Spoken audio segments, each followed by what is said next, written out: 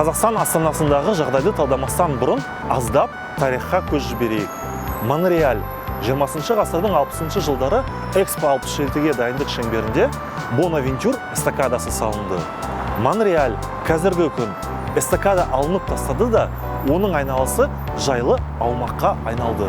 Париж 1967 жыл. Президент Жорж Помпиду француздар өздерінің машиналарын жақсы көреді деп, және машинаны болашақтың көлігі ретінде қарап, қала тұрғындары серуендейтін Сена жағасын жылдам жүретін Помпиду жолдарына қайта құруға өкім шығарады. Содан кейінгі 35 жыл бойы жағалаудың көрінісі осындай болған. Париж 2001 жыл. 2001 жылдың жазынан бастап бұл жағалауды жаз сайын бір айға жаба бастады. 2010 жылдан бастап жағалауды автомобильдер үшін мүлдем жауып тастады. Сан-Франциско 1959 жылы Сан-Францискодағы қаланың іскерлік бөлігінде орталық автострада салынды. Жер бетінен 4-6 жолақпен көтерілген автострада қаланың тарихи тұрғын үйлі аумағына қосылып, бас көше үстінен 3 километрге дейін созылып жатты. Сан-Франциско 1989 жылы жер сілкінісі автострадаға қатты зақым келтірді. 2005 жылы бұрынғы автострада орнында Октавия бульвары пайда болды. Осының арқасында ауданға жан кіріп, 1000-нан астам тұрғын үй салынды. Оның ішінде Хейз аңғарындағы аумағы 5000 шаршы метр болатын Патрисия Грин паркі де бар. Жаңа бизнес пен бөлшек сауда орындары бульварға жан беріп, даңғылдағы көптеген жасыл желекті жүргіншілер жолымен қатар орналасты. Сеул 2003 жылы 20 ғасырда көміп тасталған Чхон өзенін ашу мақсатында қала орталығындағы магистральды алып тастау жұмыстары басталды. Осындай мысалдар әлем бойынша өте көп. Эстакадалар Европада да, Америкада да алынып тасталып жатыр. Тіпті Алматыда да қаланың бағдаршамсыз магистральдарын қайта қарастыруға деген қадамдар әлсіз де болса жасалып жатыр. Мысалы, жұртшылық пен көлік сарапшылары Әл-Фараби даңғылында адамдарға да көңіл бөлуді ұсынады. Дегенмен, Алматыда әлі мұндай өзгерістердің күні алыста екенін мойындау керек. Десе де, Тимирязев көшесіндегі бітпейтін кептелісте тұратын қоғамдық көліктер мәселесі айтарлықтай табысты шешілді. Ал енді Нұр-Сұлтандағы жағдайды қарайық. Осы жылдың көктемінде билік қаланың орталық даңғылдарының бірі кейбір учаскелерінде 6-8 жолаққа дейін кеңейтілетінін хабарлады. Көріп отырғанымыздай, астанамыз Қабанбай Батыр даңғылындағы кептелістер мәселесін 21 ғасырдағы заманауи озық қалаларға түбегейлі қайшы келетін жолмен шешуге тырысып отыр. Бүгінде Urban Focus'тың жаңа шығарылымында біз бұл қате болмас па екенін, біздің болашақ ұрпақтарымыз даңғылды қайта қалпына келтірумен, адамиландырумен айналысып жүрмес пе екен деген сұрақты талдаймыз. Әлемдік тәжірибені қарастырайық. Мысал ретінде Лос-Анджелесті алайық. Бұл қала кептелістер саны бойынша барлық рейтингтердің басында тұр. Ал ол 20 ғасырда жеке көлікпен жайлы қозғалу үшін барлық жағдайды жасаумен айналысқан еді. 2015 жылы Лос-Анджелес билігі дамудың бұл жолын қате деп тауып, Калифорния көлік департаменті хайвейлердің өткізгіштік қабілетін арттыру, жол кептелістерін азайтуы екіталай деген тақырыпта құжат шығарды. Құжатта жасырын сұраныстың бар екені және жол салу машиналар санын арттыруына алып келетіні мойындалады. Оның үстіне трафик көрші жолдардан жаңа хайвейге қосылған машиналар ағынының есебінен де, бұрын балама қозғалу тәсілін пайдаланған жаңа автомобильшілер есебінен де өседі деген ойға келіп отыр. Олар өз тәжірибесі арқылы кептелістердің тіпті ең кең хайвейлерде де пайда болатынына көз жеткізіп отыр. Басқа елдердің де көлік сарапшылары осындай қорытындыға келіп отыр. Біздің көшелеріміз неғұрлым кеңейген сайын, оларда кептелістер соғұрлым көп болады екен. Өкінішке орай, 2020 жылы біз әлемнің басқа қалалары өткен ғасырдағы 60-70 жылдар жасаған қателіктерді қайта жасап отырмыз. Ал енді Нұр-Сұлтанда жұмыстар дәл қалай жүргізілетініне, өз ішіміздегі жағдайға толығырақ тоқталайық. Қала билігінің жоспарына сәйкес даңғыл 6-8 жолаққа дейін кеңейтіледі. Даңғылдың ені әртүрлі учаскелерде әртүрлі болатынның өзі бөтелке көмейін тудырады. Бәрінен қызықтығы, қайта құру мен кеңейту Қабанбай Батыр даңғылының өне бойында жүргізілмейді. Достық және Қонаев көшелерінің аралығында Домалық алаңның үстінде участок 4 жолақты болып қала береді. Биліктің Домалақ алаң үстіндегі учасканы кеңейтудің мүмкін еместігінің түсінгенін жақсы ақ. Алайда осы фактор салдарынан көше одан бетер қорқынышты кептеліске кірмек. Бөтелке көмейінің факторы тек күшейе түседі. Яғни өткен уақыттың қателігінің өзі қателікпен жасалатын жағдай қалыптасып отыр. Автомобильшілердің жолдағы жағдайын нашарлатқаннан басқа, бұл қайта құру жаяу жүргіншілер трафигі мен тұтастай қала ортасына да залалын тигізеді.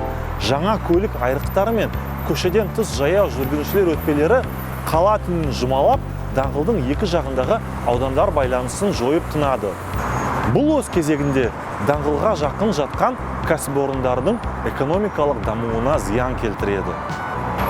Қаланы бұлай кесу мысалын біз Қабанбай даңғылының ең басынан Республика даңғылы мен Барай көшелерінің қиылысынан қазірде көре аламыз. Үлкен де ыңғайсыз көлік айрығы қаланы екіге бөлгендіктен аудандар арасында байланыс жоқ. Бұл көлік айрығының бір жағынан біз жайлы қала ортасы мен дамыған бизнесі бар қозғалысы мол Республика даңғылын көрсек, көлік айрығының екінші жағынан жан ұшыраспайтын Ататүрік саябағы мен бос коммерциялық үй жайларды көреміз. Қала билігі қаншама қаламағанымен, қала ортасындағы көлік айрығы мен көшеден тыс өтпелер қала ортасына жағымсыз әсер етіп, оны құртатын болады. Ал қозғалысы шектеулі азаматтар үшін бұл тіпті апатты жағдай. Қайта құрудың бизнесқа әсері туралы біз көше бойында орналасқан The Shoreditch мейрамханасының иесімен сөйлестік. Осы Қабанбай Батыр көшесін нығайтатын болса, бұл енді көп тұрғыдан қарасақ коллапсқа келтіреді. Ең бастысы, бұл жерде енді үлкен эстакадалық жүйе болса, онда бұрынғы бізге келіп отырған қонақтар, мына елшіліктер ол енді сырт елдің адамдары, олар жаяу жүруді ұнатады. Суық болсын, ыстық болсын, олар велосипедпен немесе жаяу жүруді ұнатады. Сондықтан олардың келуі әлде қайда қиындайды. Ол проблема, өйткені бұл жерде алдын ала мысалы жаяу трафик өзі де төмен болған.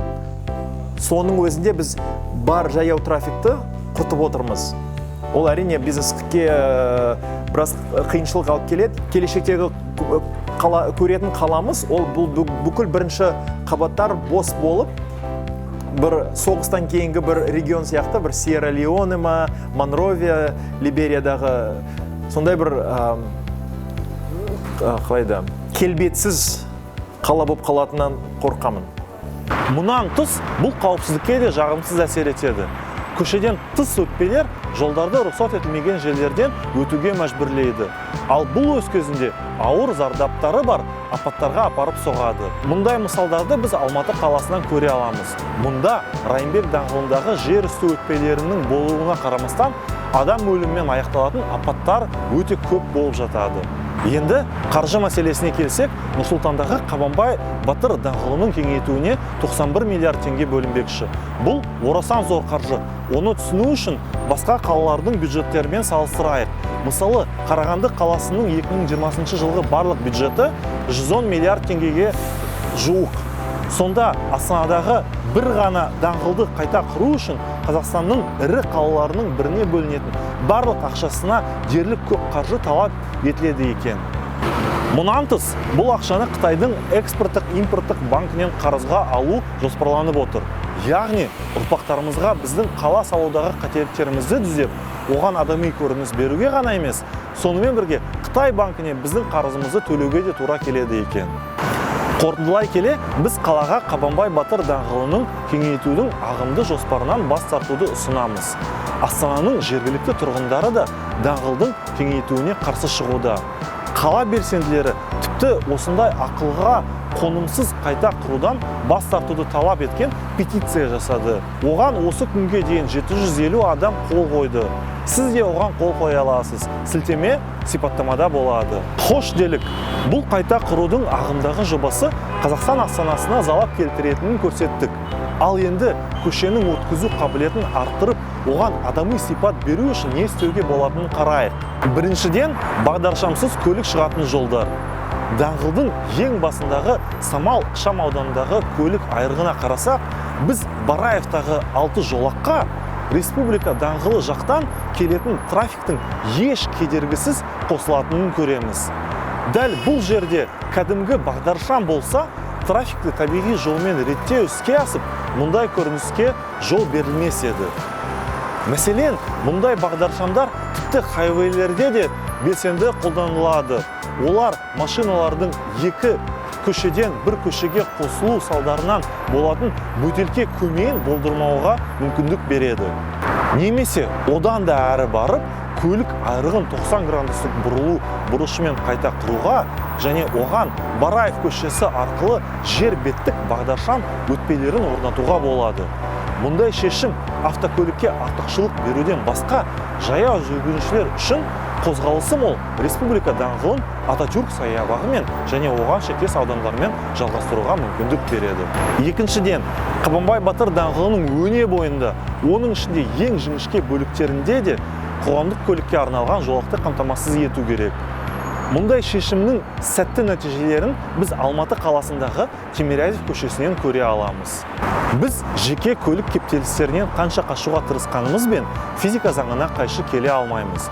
Және қаланың тығыз қоныстанғанын ескере отырып, үлкен қалаларда кептеліссіз қозғалудың жалғыз жолы қоғамдық көлікті, велосипедті немесе оның микромобильді туысқандарын пайдалану екенін мойындауымыз керек.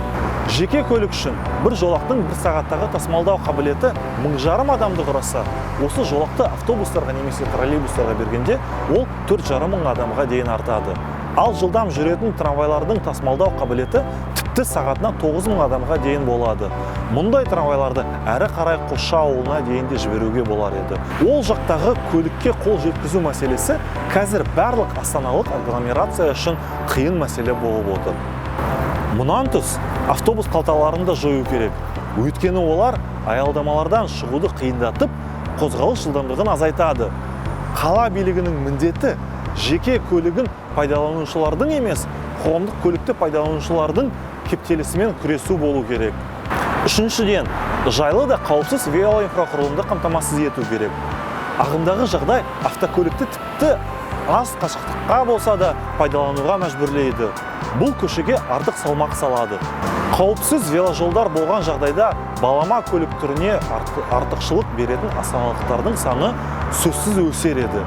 Айтпақшы, бұл тіпті қатал климатта да жұмыс істейді. Мысалы, солтүстік скандинавиялық елдер мысалы осыған дәлел. Қорыта айтқанда, біз Нұр-Сұлтан билігін қаланы қала салудың көкейкесті тренділеріне сай және осы күнгі қалаларды дамытудың қолжетімді білімін пайдаланып дамытуға шақырғымыз келеді.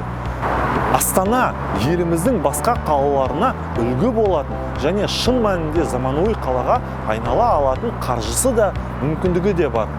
Алайда, өкінішке орай, біз қазір басқа қалалар жарты ғасыр бұрын жасаған қателіктерді ойланбастан қайталап отырған қалаға куә болып отырмыз.